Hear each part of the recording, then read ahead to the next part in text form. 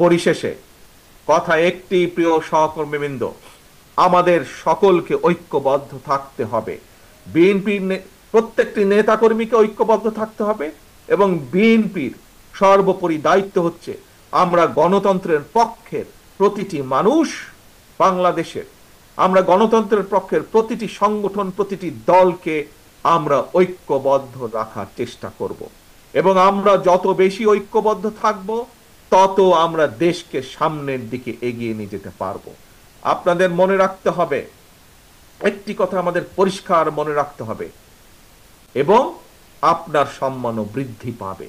কাজেই আপনার নিজের সম্মান যদি বৃদ্ধি করতে হয়, দলের সম্মান যদি বৃদ্ধি করতে হয়, অবশ্যই আমাদের কথাবার্তা, আমাদের প্রত্যেকটা মানুষের, বিএনপির প্রত্যেকটা মানুষের, বিএনপি, যুবদল, ছাত্রদল, স্বেচ্ছাসেবক, কৃষক দল, শ্রমিক দল, আইনজীবী ফোরাম, যেই হোক না কেন, অর্থাৎ যার পরিচয় বিএনপি, এরকম প্রত্যেকটি মানুষকে, প্রত্যেকটি মানুষের উঠা বসা চলাফেরা কথাবার্তা সেই রকম হতে হবে যেরকম হলে একজন সাধারণ মানুষের তার প্রতি শ্রদ্ধা সম্মান বৃদ্ধি পাবে।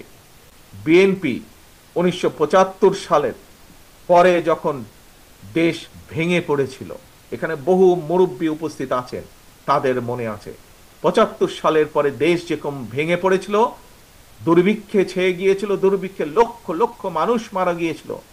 শহীদ রাষ্ট্রপতি জিয়াউর রহমানকে যখন দেশের মানুষ দায়িত্ব দিলেন, আমরা দেখেছি শহীদ রাষ্ট্রপতি জিয়াউর রহমান কিভাবে দেশে খাদ্য উৎপাদন বৃদ্ধি করলেন, কিভাবে এই দেশের কলকারখানা প্রতিষ্ঠিত করলেন।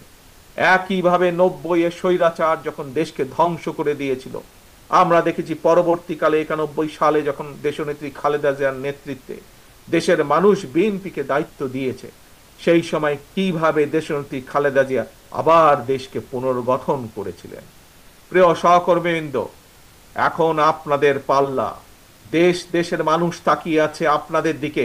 আপনারা কিভাবে দেশকে পুনর্গঠন করবেন, কিভাবে আমাদের চিন্তা ভাবনা, আমাদের চলাফেরা তেমনই হতে হবে। যেমন চিন্তা ভাবনা হলে, যেমন চলাফেরা হলে, যেমন উঠা বসা হলে মানুষের আস্থা আমরা পাবো। মানুষের আস্থা যত পাবো আমরা, আমাদের রাজনীতি তত সফল হবে। মানুষের সমর্থন যত পাবো আমরা, ততই আমাদের দল শক্তিশালী হবে।